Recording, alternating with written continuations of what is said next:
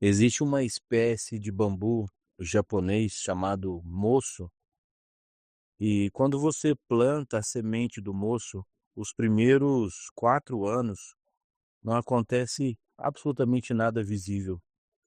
Mesmo você regando, adubando, esperando, o solo parece que está ingrato e não apresenta nenhuma evidência, nenhum broto, nenhuma haste, nada, absolutamente nada. E o agricultor que não conhece o moço, ele joga a semente fora no segundo ano. Essa terra não presta, esse essa semente ah, tá podre, infértil, não tem nada aqui. Mas para quem conhece o moço, quem entende o que está acontecendo embaixo da terra, vai continuar regando, em silêncio, sem resultado visível, sem aplauso. E no quinto ano, o bambu moço, ele cresce aproximadamente 27 metros em 6 semanas. 27 metros. Não foi o quinto ano que fez o bambu crescer. Foram os 4 anos anteriores construindo raízes tão profundas, tão extensa, tão sólida, que quando a hora chegou, nada no mundo poderia impedir o seu crescimento. Em cima disso, eu quero fazer uma pergunta que vai mudar tudo. Você usou esses anos para aprofundar as raízes ou ficou olhando para a superfície esperando o broto? Porque existe um segundo agricultor nessa história. E ele também plantou o moço, também esperou 4 anos, também não desistiu. Mas nos 4 anos de espera, ele não regou mais o solo. Ele alimentou a raiva, ele alimentou a mágoa, ele alimentou a desconfiança e o ressentimento de quem sente que merece mais do que recebe. E no quinto ano, o bambu dele também cresceu 27 metros. Mas aí ele não saberá o que fazer. O crescimento, ele veio, a raiz não estava pronto para sustentá-lo. E essa é uma história que eu preciso que você carregue hoje, não como metáfora bonita, como algo que faça você apenas refletir, mas como um diagnóstico. Olá, meu nome é Romualdo Freire, é um prazer novamente estar com todos vocês. E hoje eu quero falar sobre algo muito profundo chamado a cirurgia sem anestesia. E tudo que eu vou falar hoje com você, ninguém no seu círculo vai ter coragem de te dizer. Não é uma crítica, tá? É uma cirurgia. E cirurgia, ela precisa de anestesia zero, porque o paciente que dorme não aprende onde está o problema. Você faz parte de algo que tem o potencial de transformar sua vida financeira de forma substancial. Isso nós sabemos. É exatamente por isso e somente por isso o que eu vou dizer aqui importa mais do que qualquer brief técnico, mais do que qualquer estrutura jurídica, mais do que qualquer estratégia de investimento. E a pergunta não é: o movimento vai acontecer? Vou receber? Não, não é essa a pergunta. Mas sim, quem estará lá quando o dinheiro vier? Percebe que eu tenho feito essa pergunta acho que 3 vezes consecutivo. Por quê? Várias pessoas vieram no meu PV a perguntar para mim se elas estão prontas. Como que eu vou saber? Como que você vai saber se eu estou pronto? Você consegue saber se eu estou pronto? Provavelmente não. A mesma coisa sou eu. Para isso, precisaria de um diagnóstico, precisaria de uma conversa um pouco mais afunilada. E com base no que eu escutei nesses 90 dias que eu estou aqui nesse grupo, ah, eu vi muitos relatos de pessoas carregando traumas, decepções e vícios cognitivos que, se não forem restaurados, vão destruir em meses o que levaram anos para se construir. E a espera, ela faz algo, para quem sabe lidar, maravilhoso, mas para quem não sabe, doloroso com o seu cérebro. E eu quero relatar aqui uma frase de um neurocientista chamado Dr. Robert Sapolsky. Ele fala assim, ó: por que as zebras não têm úlceras? Documentou em décadas de pesquisa que a incerteza sobre recompensas futuras é mais estressante ao sistema nervoso do que a certeza de eventos negativos. Talvez você não tenha entendido, né, essa frase e não conseguiu ver conexão, né? Mas eu vou te explicar aqui exatamente o que significa essa frase. Na verdade, pessoal, ele escreveu um livro chamado Por que Zebras Não Têm Úlcera? E, e nesse livro ele documentou uma pesquisa que levou décadas sobre incerteza sobre o futuro, recompensas futuras. E a pergunta que ele faz, né, por que zebras não têm úlceras, é um livro realmente maravilhoso. E não sei se você sabia, mas a zebra não tem úlcera porque ela só ativa o estresse quando o leão aparece. Quando o perigo passa, o sistema nervoso dela é desligado imediatamente. Aí ela volta a pastar como se nada tivesse acontecido. E o ser humano, ele ativa o estresse por antecipação. Ele imagina o leão, ele planeja o leão, ele sonha com o leão, ele discute com o leão com outras pessoas, e o sistema nervoso não sabe distinguir a ameaça real da ameaça imaginária. E aí fica ligado o tempo todo. E isso é cronicamente destrói o organismo por dentro. Porque o seu cérebro, ele prefere saber que algo ruim vai acontecer a continuar esperando algo bom que pode ou não chegar. Olha para vocês verem, pessoal. E existe um nome para isso na neurociência chamado antecipatório estresse responsivo, ou seja, estresse responsivo antecipatório, né? Quando ela dura meses ou anos, ela altera 3 estruturas cerebrais de forma mensurável.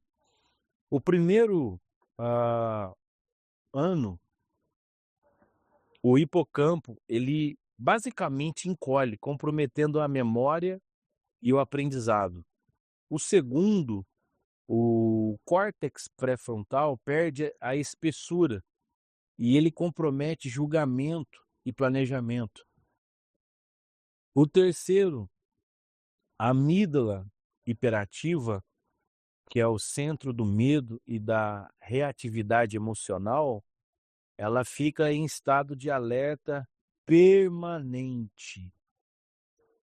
Por isso eu sempre pergunto para vocês: a pessoa que vai receber o que está esperando não é mais a mesma pessoa que começou a esperar. Neurologicamente falando, não é mais. Você não é mais a mesma pessoa. Eu poderia colocar um diagnóstico aqui para todos responderem. E vocês perceberiam que a ciência ela comprova isso com muita tangibilidade. E eu quero fazer algumas perguntas para para você de forma bem direta. E eu quero que você responda em silêncio para você mesmo. Como você tem tratado as suas finanças durante esse período de espera? Os seus negócios estão funcionando ou estão paralisados? A sua saúde, sua família, seus relacionamentos. O que você tem alimentado enquanto aguarda os procedimentos? Existe um perigo, pessoal, invisível, que atinge exatamente as pessoas mais inteligentes. Por incrível que pareça, há um estudo da década de 70 pelo psicólogo Peter Wasson,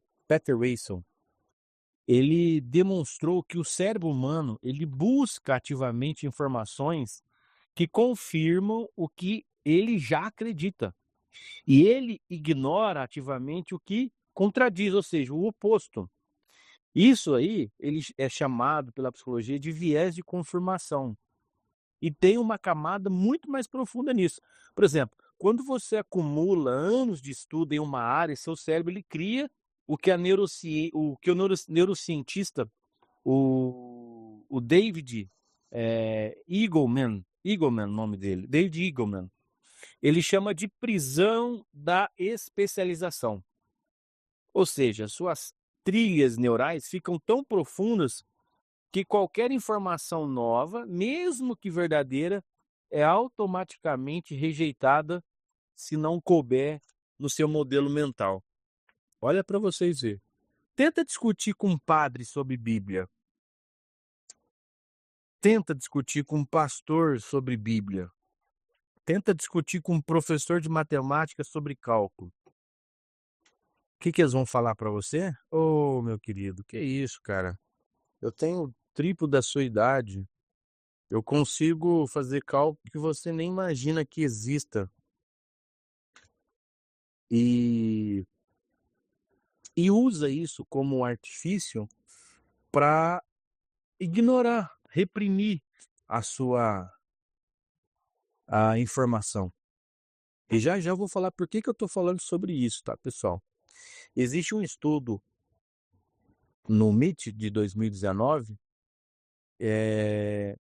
demonstrou que pessoas consideradas especialistas em suas áreas, elas têm 40% mais chance de rejeitar informações contraditórias do que pessoas sem conhecimento médio, com conhecimento médio. 40% já pode ter certeza que ela vai recusar. Vai bater de cara. Falou, meu amigo, aqui eu manjo um negócio, aqui eu sou perito. Quando eu fui conversar com um teólogo, quando eu formei para mestre em teologia, eu fui conversar com um teólogo, ele é doutor, ele é PhD, ele é pós-doutorado. Formou nos Estados Unidos, tal, né? Aí ele falou assim, quantos anos você tem? Na época eu tinha 30 e poucos anos, 35 anos, como é que é? 30 anos, faz 10 anos que eu formei. 30 anos, eu tô com 40. 30 anos de idade. Aí ele falou assim, nossa, a sua idade eu tenho mais do que a sua idade de vida, eu tenho mais como professor do que você tem de vida. Eu tenho 45 anos de professor. Aí é como se colocasse você, tipo, você não sabe de nada, né? E no final das contas, mesmo sendo expulso do grupo, como eu fui, por demonstrar o meu pensamento no assunto que estava ali em pauta naquele dia, hoje se mostra que eu tive razão. Mas eu nem voltei, nem perco tempo com isso. E para contextualizar essa questão, eu trouxe uma história aqui, um exemplo, que aconteceu nos anos 80, onde um dos maiores especialistas de perfuração de poços de petróleo do mundo, ele afirmou que era tecnicamente impossível extrair gás de xisto e que aquilo era uma ciência consolidada. E aí veio um pequeno empresário lá do Texas, chamado George Mitchell. Ele passou basicamente 17 anos tentando, contra todos os especialistas, provar. E foi em 1997 onde ele conseguiu. E a indústria mudou para sempre. Ou seja, os especialistas estavam errados e o amador estava certo. Por que eu estou falando isso, pessoal? Vocês precisam alimentar algo que eu chamo de intuição, sexto sentido. Isso aí é algo que você tem de forma consciente, inconsciente, tá? Sabe aquele momento que veio aquela voz na cabeça e falou: não faz negócio com essa pessoa, não, que é furada. Não faz, não. É essa voz aí, é a intuição, o sexto sentido, sabe? Só que durante esse processo de espera, eu preciso te dizer e não te deixar. Talvez você vai ficar um pouco chateado, mas essa voz, essa intuição, se ela não foi regada, se ela não foi consolidada, trabalhada, cuidada, ela foi engessada, tá? E quando vier os recursos e vai vir os recursos, você pode até ter o melhor especialista, uma pessoa até honesta. Maravilha, que venha sobre você, de fato. Eu torço muito para isso, de verdade. Para que você realmente tenha acesso a especialistas sérios, pessoas maravilhosas. Mas a gente sabe que na realidade não é bem assim que acontece. Não, não será assim, né? Infelizmente não, tá? E você precisa trabalhar isso em você. Mas é para ontem, não é para agora, é para ontem isso daí. Existe um ditado que sobrevive muitos séculos, porque ele não é só um ditado, mas ele é muito verdadeiro. Ele fala que o discípulo que vê mais longe que o mestre não vai desrespeitar o mestre. Ele cumpre o propósito do mestre.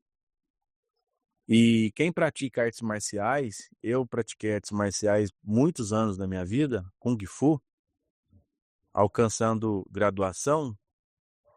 O meu sensei foi aluno do Lee Hong-ki.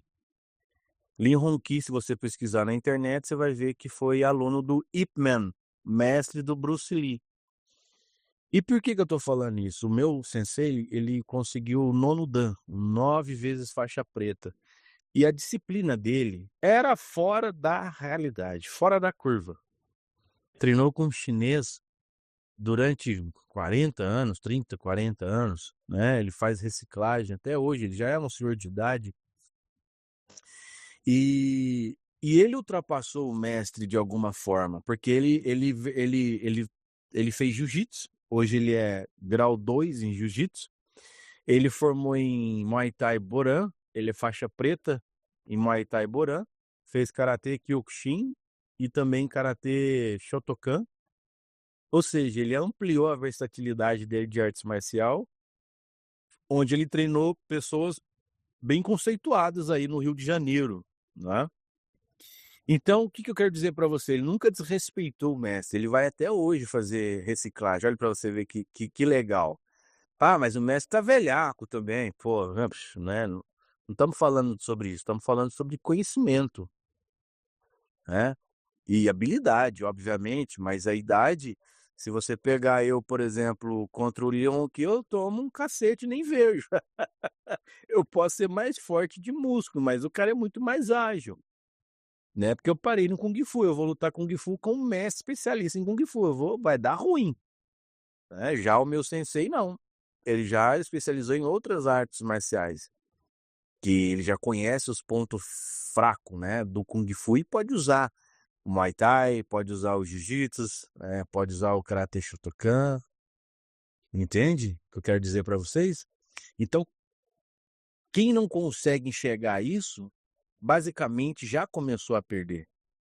E eu poderia falar sobre qualquer obstáculo psicológico, mas eu vou escolher 2 aqui para contextualizar essa narrativa aqui, ó, essa história acima. Vamos lá. Não porque as pessoas ah, que se considera, por exemplo, vaidade, raiva, orgulho, né? A gula, como os sete pecados capitais, como eu falei do Sensei, ele poderia ser um cara arrogante, um cara orgulhoso, mas não, ele é um cara que buscava, mesmo sabendo que estava muito superior ao Sensei dele, fazer uma reciclagem. Mas eu quero usar aqui dois pecados capitais, que é a vaidade e o orgulho, e eu quero usar a neurociência do colapso silencioso para falar sobre isso. Não é porque eles são piores, não, não são, tá? E não é porque eles talvez sejam mais destrutivos ou porque são mais invisíveis, não. Mas sim porque eles, de alguma forma, atuam na sua maior insignificância. E eu vou provar para você, tá?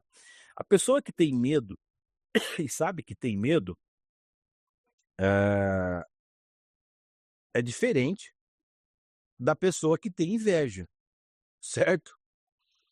Em algum momento ela sente, mas ela não sabe que tem inveja. A pessoa que tem medo, ela sabe que ela tem medo. Mas e a pessoa que tem inveja? Você sabe que você tem inveja dos outros? A pessoa que domina, que é dominada, né, pela vaidade e pelo orgulho, ela raramente se identifica. Raramente. Porque ela vê virtude aonde sempre existe o quê? Armadilha. O, o neurocientista que eu citei acima, o Sapolsky, ele demonstrou que a vaidade ativa os mesmos circuitos de recompensa que drogas ilícitas. Sabia disso? Ou seja, quando você se sente superior, seu cérebro libera dopamina. Você literalmente vicia na sensação de estar mais certo do que os outros. O Antônio Damasio, ele, ele documentou pacientes com dano na área do cérebro que integra emoção e razão. E esses pacientes, eles mantinham QI normal, raciocínio lógico intacto, conhecimento técnico de alguma forma preservada, só que eles não conseguiam tomar decisões. E você consegue tomar decisões? A gente sabe que sem a humildade de reconhecer que não sabemos tudo, sem a capacidade de sentir dúvida, as pessoas ficam presas em loops, né, de análise infinita. E quando decidiam ou decidem, elas decidem mal. E aqui que eu vou contar para vocês a chave, a, a chave de ouro. Vaidade e orgulho são os únicos vícios que se disfarçam de virtude exatamente no momento em que mais se destroem. Quem que sabia disso daí? Se você pegar o covarde, ele sabe que está fugindo, certo? O vaidoso, ele acha que está protegendo a sua dignidade. O orgulhoso, por sua vez, ele acredita que está mantendo os seus princípios. E agora eu vou colocar todo esse conhecimento de uma forma técnica e científica que vai causar um certo choque. Já estou avisando com antecipação. E se você fosse o próximo, se você fosse o próximo a ser ajudado? Entendeu minha pergunta? Se você fosse o próximo a ser ajudado. Imagina por um motivo simples. Você entrou nessas operações baseado em quê? Fazer ajuda humanitária, ajudar o próximo. Mas e se o próximo a ser ajudado fosse você? Pensa agora em alguém que você quer muito ajudar. Vamos lá, vamos colocar a cabeça, o tutano para funcionar. Pensou? Alguém de verdade, de carne e osso. Agora, inverte os papéis. Essa pessoa é quem vai te ajudar. É ela que está no seu lugar atualmente, ela que está nas operações, não você. É essa pessoa aí. E, de alguma forma, ela tomou a decisão de colocar recursos na sua vida. Responda para mim com sinceridade. Aliás, para mim não, para você, né? Eu estou falando como se eu estivesse numa aula aqui, pessoal. Como eu estava mais cedo. Agora responda para você. Você ficaria com inveja? Você teria orgulho? Você sentiria gratidão genuína? Você usaria o que recebeu de forma sábia? Confiaria plenamente nessa pessoa para entregar o valor, aquele valor para você? Após responder isso, qual foi o sentimento de pensar que você poderia ser a próxima pessoa a receber e não a pessoa que doaria? Qual que foi o seu sentimento agora? Existem 4 respostas possíveis e cada uma delas vai revelar algo diferente. E existem 4 pessoas, 4 perfis de alguém que está aqui hoje. Uma delas se enquadra você. Uma dessas respostas vai enquadrar você. É claro que eu precisaria de fazer um diagnóstico, tá? Para abordar isso com uma certa propriedade, com mais recurso, tá? Para identificar. Mas essas 4 respostas aqui, eu posso dizer que a grande maioria usaria ela para responder qual foi o sentimento de pensar que você poderia ser a próxima pessoa a receber e não a pessoa que estava doando. A primeira resposta, me senti normal, Romualdo, tranquilo, né? E o que ela revela de fato? De forma neurocientífica, tá? Ela revela dessensibilização emocional. Ou seja, o sistema de recompensa foi exaurido pela espera repetida. E qual que é o risco calculável desta resposta? Quando você receber, não haverá resposta emocional para valorizar. E você vai desperdiçar com a mesma naturalidade. Forte isso, né? Isso é estudo, tá, pessoal? Isso é isso é neurociência aplicada, tá? A segunda resposta que provavelmente você faria ou daria, né? Seria, ela não está pronta para isso. Tem que ser eu para fazer essa doação. Por isso que eu estou nas operações, e não ela. Então isso identifica uma identidade de papel fixo. E receber ameaça a autoidentidade de provedor. E qual que é o risco que isso traz para essa resposta? Provavelmente essa pessoa ela vai recusar ajuda real. Ela vai perder janelas por não tolerar a vulnerabilidade de receber. Olha isso. Uma outra resposta que eu calculei baseado nas conversas que tive com vocês. Eu não sei se eu confiaria nessa pessoa para isso não, viu, Romualdo? Sei não. E o que ela revela sobre isso? Sobre pessoas que pensam assim? Projeção. Você não confia em si mesmo e transfere essa desconfiança sempre para terceiros. E isso, de alguma forma, vai te paralisar por desconfiança. E você não vai conseguir delegar atividades, tarefas, vai querer fazer tudo sozinho. E isso vai te sobrecarregar e vai te dar um pane. um pane-circuito neural. A última resposta que eu listei, ela merece mais do que eu. Eu ouvi isso. Romualdo, se fosse ela tivesse que me ajudar, ela merece mais do que eu. Eu ouvi isso de algumas pessoas. E isso daí é a síndrome do impostor disfarçado de humildade. Não me batem, tá, gente? Isso é ciência, tá? E o risco disso daí, pessoal, é a autossabotagem passiva, ou seja, ela vai atrair situações que prova que ela não merece. Quantas pessoas eu conversei que falaram a mesma coisa? Porque nós fomos, de alguma forma, treinados para culpar outras pessoas. Quer um exemplo? Desde criança você foi programado. E não foi por má fé, foi por cultura. Quando você, por exemplo, quebrava alguma coisa na sua casa, no vizinho, no amigo, a pergunta que vinha, seja do pai, da mãe, do avô, da avó, era: quem fez isso? E o reflexo imediato era o quê? Era apontar pro lado. Foi fulano ali, foi eu não.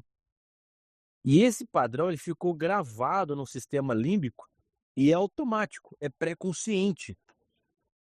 O neurocientista Dr. Joseph Lidaux, de Nova York, da Universidade de Nova York, ele descreveu como o sistema límbico armazena padrões de resposta emocional que foi formado na infância.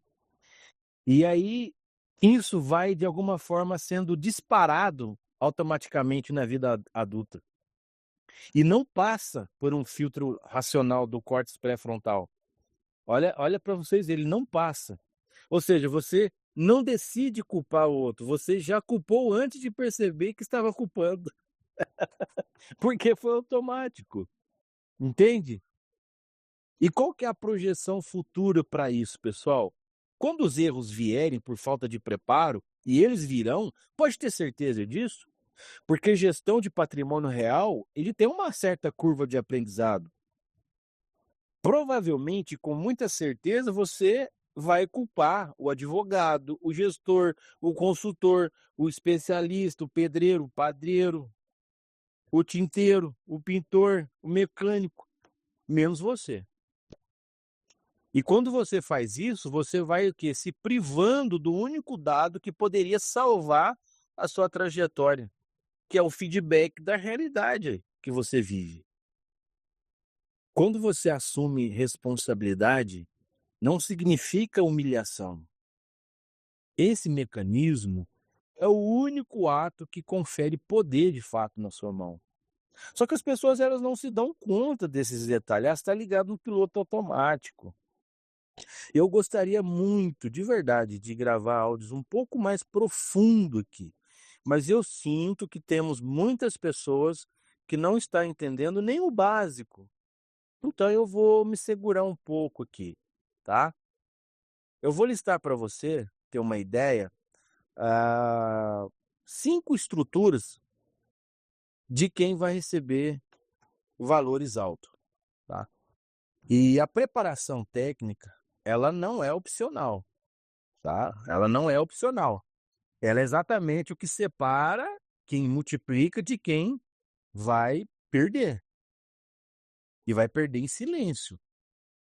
Por isso, pessoal, eu elaborei o manual Super Rico. Que eu quero aqui aproveitar o áudio e agradecer pelos inúmeros elogios que eu recebi desse manual, tá? Gratidão. Eu recebi um elogio esses dias para trás de um doutor em economia, e uma pessoa que falou que era estudiosa na área financeira. Teve até um major da polícia também que elogiou a forma como eu abordei a segurança da família, você contratar um motorista que tenha direção defensiva, que eu pensei em cada detalhe. Falou: Romualdo, você pensou em cada detalhe e fez um cruzamento de mestre, cara. Eu quero agradecer imensamente a essas pessoas que adquiriram, tá? Estão adquirindo. Muito obrigado. Nesse manual eu disseco absolutamente tudo sobre proteção patrimonial. Mas mesmo assim, pessoal, eu digo que isso ainda é insuficiente se o seu emocional não vier primeiro. Por exemplo, ah, tu vai montar uma hold familiar patrimonial, correto? Para que serve uma hold familiar patrimonial? Você sabe? Saberia me dizer? Ela serve para blindar a totalmente, né, o patrimônio pessoal contra credores e processos. Credores e processos. E tem um monte de gente falando baboseira aí. Não vou replicar, porque às vezes a baboseira sobressai sobre a informação correta. E quando que você vai usar a hold familiar patrimonial? Ela é antes do recebimento, que é uma proteção imediata. Romualdo, o que é holding mista? Ela é blindagem mais atividade lucrativa. Exemplo, administrar imóveis, aluguéis, etc, etc. E quando que eu vou usar essa holding mista, Romualdo? Pelo amor de Deus, quando o patrimônio estiver gerando renda operacional. E o que significa uma trust offshore, Romualdo? Que palavra difícil, cara. É o quê? É uma proteção internacional e planejamento sucessório global. É isso. Que é para você usar o quê? Para valores elevados, com herdeiros ou ativos fora do país. O que é um fundo exclusivo? Você saberia me dizer? Um fundo exclusivo? Fundo exclusivo nada mais é do que uma gestão profissional com vantagem tributária para grandes volumes, né? Por exemplo, acima de 10 milhões de reais, você vai poder gerir aí, fazer uma gestão institucional, por exemplo, tá? Previdência, seguros blindados. O que significa isso? Vieram me perguntar. Significa sucessão sem inventário, proteção contra credores. E quando que eu vou usar isso aí, meu Deus do céu? Quando você fizer um planejamento sucessório imediato e eficiente, né? Ele é exatamente para essa situação. E o treinamento que eu construí para você, porque você já sabe que não basta querer, correto? Não basta querer. O cérebro ele precisa ser recondicionado. E recondicionamento não acontece apenas por leitura, acontece por exposição repetida a novos padrões neurais, que o próprio Joe Dispenza ele fala em seus estudos sobre o que? Neuroplasticidade aplicada. E é por isso que eu criei o método soberania quântica. São 6 módulos que está sendo desenvolvido, está sendo desenvolvido ainda falta o último áudio do 6º módulo, tá? Com uma estrutura neurocientífica de absorção e completamente integrado. Eu vou falar aqui de forma resumida, porque teve pessoas que me perguntam sempre, então vai ficar aqui no áudio. O módulo 1 eu abordo sobre o observador quântico, que fala sobre a consciência, tempo e som. Você vai começar a ver os seus próprios padrões automáticos. Nós temos ali uma auditoria sonora de 7 dias, porque o que você ouve molda quem você é. E é comprovado pela neuroacústica, né, pelos estudos da doutora Nina Kraus, sobre o impacto do ambiente sonoro na plasticidade cerebral. Por isso que algumas músicas que você escuta remota traição, remota putaria, bebedice, entende? Sofrência, né? Módulo 2, reprogramando o hardware. Ali eu falo sobre a biologia da crença, mas a fé prática, eu uso o exemplo do Bruce Lipton, né? Que ele demonstrou que crenças subconscientes, ele controla 95% do seu comportamento. E nesse módulo eu ensino você a reescrever a narrativa pessoal que de alguma forma te aprisionou. E você vai criar ancoragens físicas, gatilhos neurológicos real para estado de excelência. No módulo 3 eu vou te ensinar alquimia emocional, que é a transmutação mais Ho'oponopono, que Basicamente, você vai mapear o emocional baseado em coerência cardíaca, que foi um método validado pelo próprio Instituto HeartMath dos Estados Unidos, né, onde demonstrou que o campo eletromagnético do coração influencia diretamente a função cognitiva. Então, ou seja, você não suprime emoções, você a transforma em combustível. Quantos aqui já escutou do papai e da mamãe: engole o choro, engole o choro, engole o choro? Eu já escutei na minha infância. Se você escutou, precisa fazer esse módulo aí, tá? O módulo 4 é o campo unificado. A gente fala sobre a responsabilidade coletiva, a neurociência do altruísmo, que foi um estudo do Dr. James Fowler. Ele provou que comportamentos generosos se propagam em redes sociais até 3 graus de separação. Olha que top isso. E ali eu vou te ensinar a elevar o campo. E isso, de alguma forma, vai te elevar junto. Quinto módulo, manifestação quântica, que a gente fala sobre o duplo quântico, mas o coach de estado, né? O Dr. Álvaro Pascoal Leone, de Harvard, ele demonstrou que a prática mental, ela ativa as mesmas áreas neurais que a prática física. Ou seja, você vai ensaiar a versão soberana de você mesmo, até que ela se torne seu padrão default. É muito, é muito top. O módulo 6 que a gente está falando, trabalhando ainda, a gente fala sobre o salto evolutivo. Foi muito emocionante os relatos do módulo 6. Pessoas vieram emocionadas e, ao mesmo tempo, transformadas. Falou: Romualdo, fez eu, minha esposa e meu filho. Fez eu e minha esposa, cara. Fez eu e meu funcionário, Romualdo. Ali eu falo sobre identidade soberana, né? Que é o módulo final, é a morte e o renascimento, que é o encerramento do velho eu, e você vai declarar o novo eu, baseado no plano de 90 dias que eu criei, né? São rituais de transição que ativam o seu sistema de encoding e de memória episódica, criando um marco identitário real no sistema nervoso. E o que acontece quando o campo trabalha por você? Eu recebi um relato de uma guerreira do nosso grupo que está lá, que ela estava com tumores em estágio avançado e ela foi curada. Eu emocionei junto, eu quase dei um grito no áudio. Tá lá salvo no meu Telegram, a data, tudo lá. Ela fez todos os procedimentos médicos, né? E ela adicionou o protocolo clínico, que são os áudios específicos que eu criei, que eu trouxe, estudei, compartilhei num grupo, com horários definidos para ativar a neuroplasticidade e otimizar a função autonômica, né, do sistema nervoso central.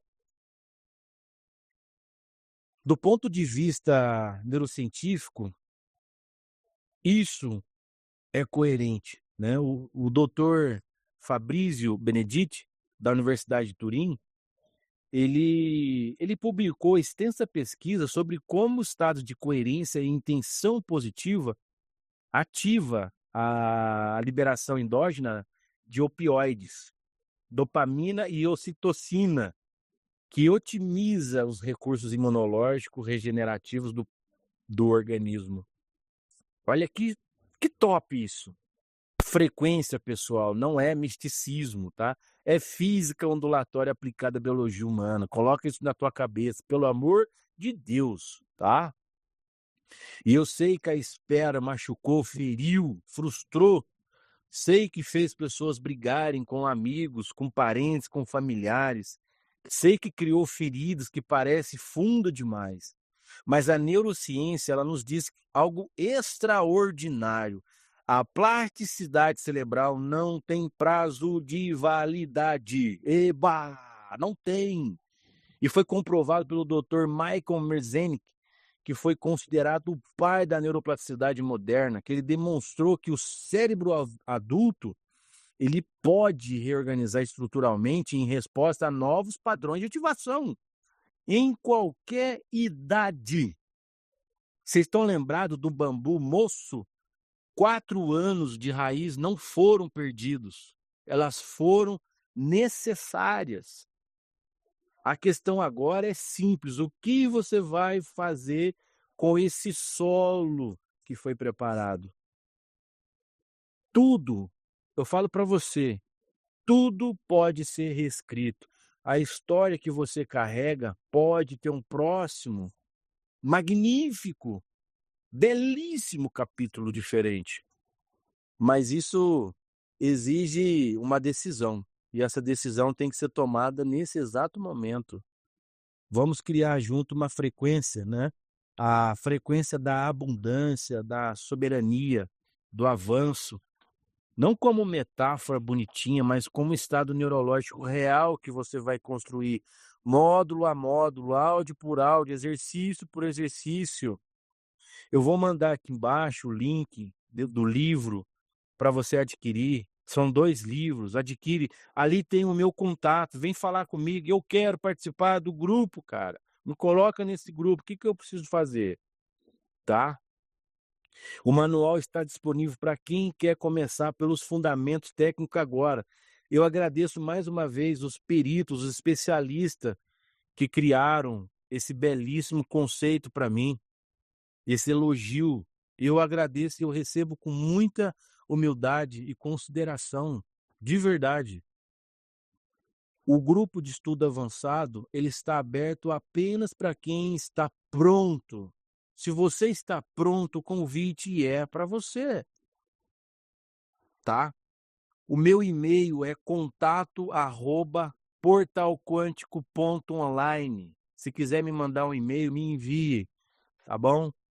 Se quiser me chamar no WhatsApp, o meu número está nesse link aí do livro. Já aproveita e adquire o seu livro para você estar pronto, para você adquirir conhecimento estruturado, técnico, agora. Você talvez teria que contratar vários especialistas para você ter acesso a isso daí. E eu tive acesso a essas pessoas. Eu conversei com treinadores de SWAT, conversei com programadores, hackers, pessoas que estão na área da informática, muito mais avançado que eu. Inclusive, até uma dessas pessoas me indicou o curso que eu estou fazendo atualmente sobre blockchain, proteção de cripto. Convite está feito, tá bom? Te vejo do outro lado. Mais uma vez, gratidão pela sua vida, gratidão por você estar aqui conosco, escutando. E não esqueça, continue se inscrevendo lá no nosso canal no YouTube. Ali nós temos todos os áudios, tá? Os áudios anteriores para você poder compartilhar somente com todo mundo que faz parte das operações, tá? E eu vou preparar um material, um áudio, um estudo maravilhoso para você que está no canal. E eu quero agradecer imensamente os novos inscritos. Muito obrigado por você confiar no nosso trabalho. Você tem a minha admiração, o meu respeito, e peço que você sinta o meu abraço. Está recebendo um abraço de uma pessoa de quase 1,80 m, de 118 quilos. E não é gordura, hein? Um abraço para você. Shalom, shalom.